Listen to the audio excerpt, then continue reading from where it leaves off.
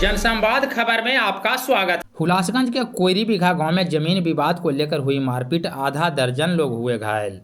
दरअसल हुलासगंज थाना क्षेत्र के तिर्रा पंचायत अंतर्गत कोयरी बीघा गांव में गली विवाद को लेकर दो पक्षों के बीच हुई मारपीट में लगभग आधा दर्जन लोग घायल हो गया। घायलों में सौरभ कुमार की स्थिति गंभीर बताई जा रही है। घायल को सामुदायिक स्वास्थ्य केंद्र हुलासगंज में इलाज को लेकर भर्ती कराया गया था, जिसके बाद बेहतर इलाज को लेकर सदर अस्पताल जहानाबाद रेफर कर दिया गया। और वहीं दूसरे पक्ष के भी कई लोग मारपीट में घायल हैं। घटना के संदर्भ में बताया गया है कि गली में छज्जा निकालने को लेकर दोनों पक्षों के बीच विवाद शुरू हुआ, जो बाद में मारपीट में तब्दील हो गई। कैसे माथा फूट गया? केकरा से लड़ाई हुआ? पब्लिक